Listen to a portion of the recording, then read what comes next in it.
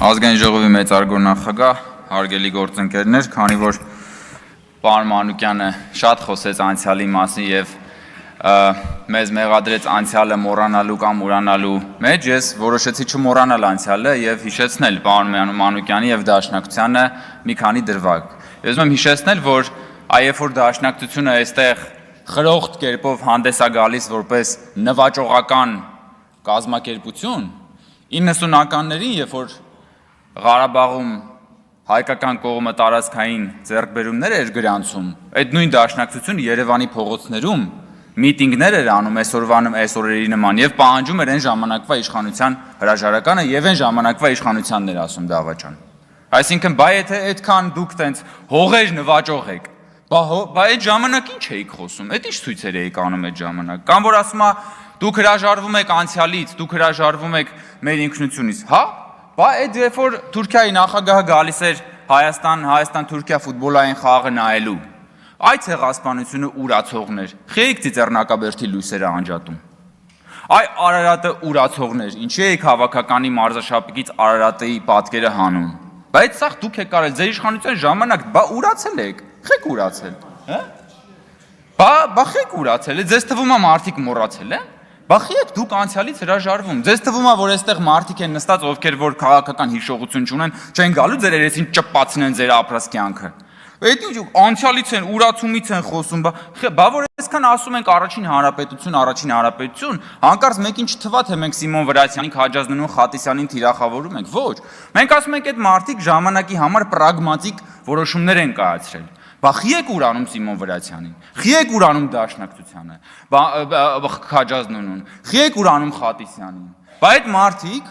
գնացել են կնքել են պայմանագիր Թուրքիայի հետ, որը կոչվել է բարեկամության եւ խաղաղության բարեկամության։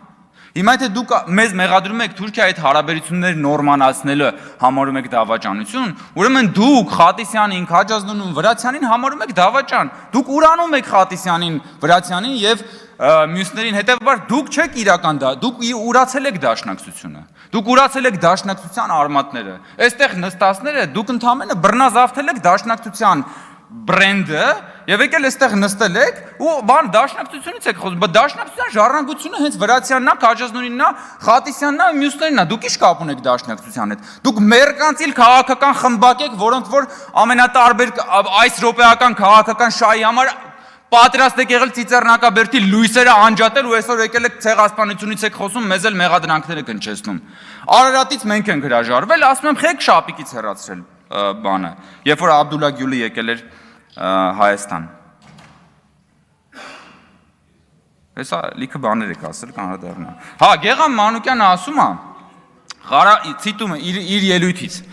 Ղարաբաղյան շարժումը պայքար էր պետականության ամրապնդման համար։ Սա ասում է Գեգամ Մանուկյանը։ Այս դատողության, այս հայտարարությունից բխում է, որ Ղարաբաղյան շարժման հետևանքով Հայաստանի Հանրապետության պետականությունը պետք էր ամրապնդվի, ճիշտ է։ 1994 թվականի զինադադարից հետո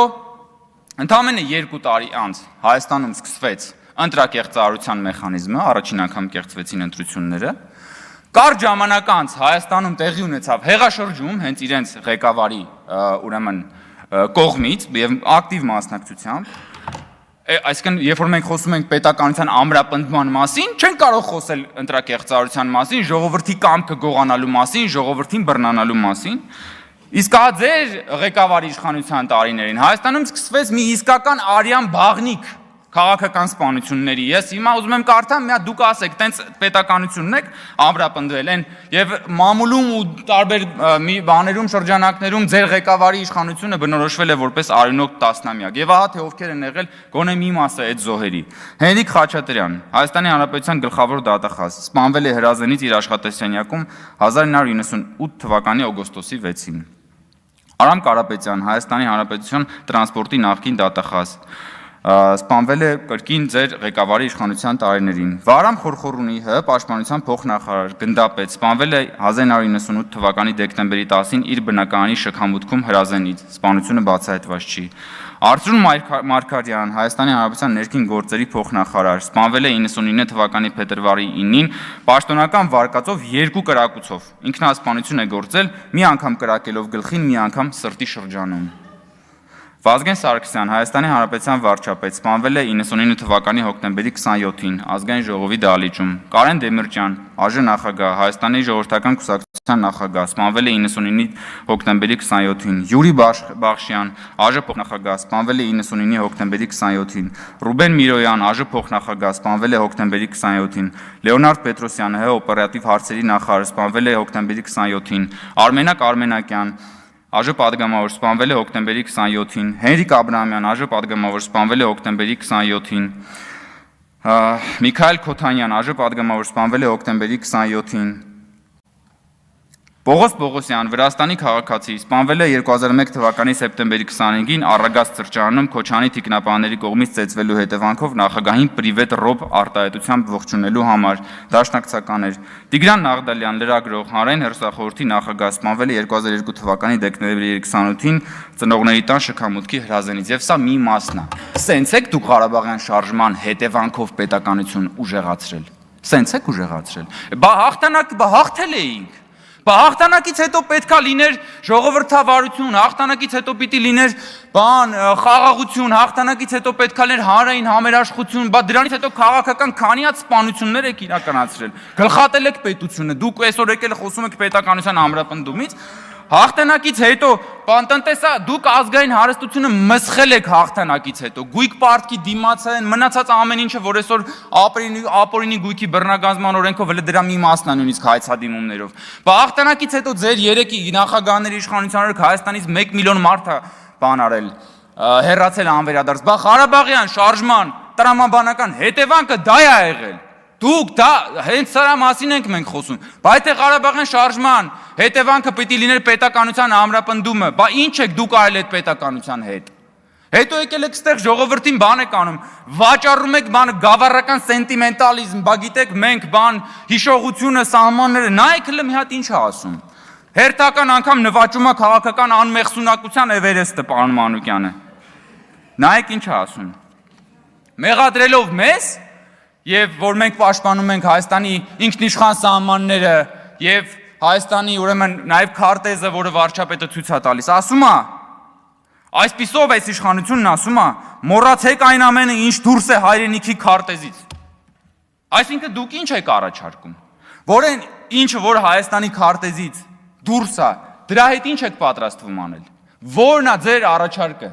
Հերիքա ճամարտակ եք ժողովրդ տեսքում, եկեք Հայաստանի Հանրապետության քաղաքացիներին ասեք, դուք ինչ եք ուզում անեք։ Պատրաստվում եք հարձակվել Հայաստանից այս քարտեզից դուրս որևէ կողմի վրա, պատրաստվում եք դա անել։ Եթե պատրաստվում եք դա անել, ում հաշվին եք դուք դա անում։ Ում հաշվին եք դուք պատրաստվում անել դա։ Հայտնի մի անգամ այն հռոմեական հայտնի ավանդույթը այստեղ պատմել են, որ կամուրջի շինարարներին առաջինը, երբ որ կամուրջը առաջին անգամ շահագործվում էր, նրանց եւ նրանց ընտանիքի անդամներին կանգնեցնում էին այդ կամուրջի տակ։ Հիմա դուք երբ որ ասում եք ըստ էության, որ պատերազմ եք նախաձեռնել, դուք կանգնելու եք այդ կամուրջի տակ, դուք ինքներդ ձեր մաշկը դնելու եք այդ կամուրջի տակ, կամուրջը այստեղ ճակերտավորի ասում, թե չէ։ Մնացածը ժողովուրդ ուղակի ցնդաբանություն է, ինչեր եք խոսում, ինչ հեքիաթի մեջ եք ապրում դուք։ Ձեզ թվում է դուք եք վիրավորում մարդկանց բանականությունը։ Ձեզանից ինչ հարին ասել։ Դուք վաճառել եք, դուք ես էլի այն անգամ ասեցի, դուք Արարատը մոնետիզացրել եք։ Հետո այդ նույն Արարատը, երբ որ Թուրքիայի նախագահը եկել է, հանել եք Հայաստանի հավաքականի շապիկից, գոնե մի եկեք այստեղ բան ձևացեք։ Կույս ձևացեք։ Հա, ինչ վերաբերվում է մեր քննարկվող հարցին։ Այստեղ արձանագրվեց, ես ուզում եմ եւս մեկ անգամ արձանագրել։ Հայաստանում երբեք անկախացումից սկսած, երբեք մամուլը այնքան ազատ չի եղել, որքան այսօր։ Դա ուղղակի դա աքսիոմատիկ ճշմարտություն է։ Հայաստանում չի եղել նման բան, որ ընդդիմությունը տիրապետի լրատվական դաշտի 90%-ին, իշխանությունը 10%-ին։ Հայաստանում երբեք չի եղել, որ իշխանությունը, որ ընդդիմությունը տիրապետի 10 պատիկ անգամ ավելի շատ ֆինանսական ռեսուրսի, քան իշխանությունը։ Եվ ի վերջո ես նորից ուզում եմ այդ հարցը տալ, պարոն Մանուկյանը գնաց։ Ուր է Սրբազանի հարցազրույցը։ Դուք խոսում եք այստեղ մամուլի ազատությունից, ասում եք, որ մենք ճնշում ենք եւ այլ, բայց ձեր Սրբազանը, որի հետևից դուք գնում էիք, որը Էմյու Սրբազանի հետ ձեր քաղաքական հոգեհանգիստներ կազմակերպում, դուք էլ հորժարաբար մասնակցում էիք դրան։ Հետո գնում է ձեր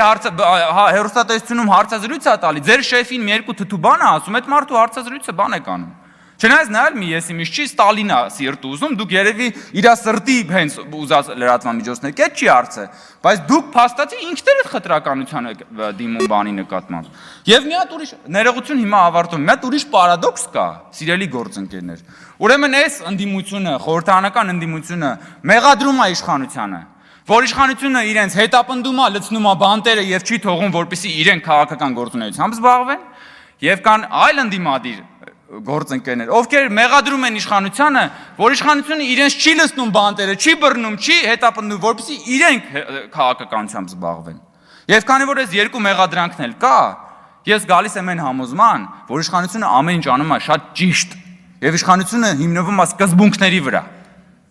Եվ սա է իրականությունը։ Եվ նորից եմ ասում, Հայաստանի Հանրապետությունում երբեք մամուլն այսքան ազատ չի եղել, Հայաստանի Հանրապետությունը երբեք այսքան ժողովրդավար չի եղել, Հայաստանի Հանրապետությունը երբեք այսքան մեծ շանս չի ունեցել սեփական ինքնիշխանության պաշտպանության համար, ահա թե ինչու աղմկում է խորհրդարանական ընդդիմությունը։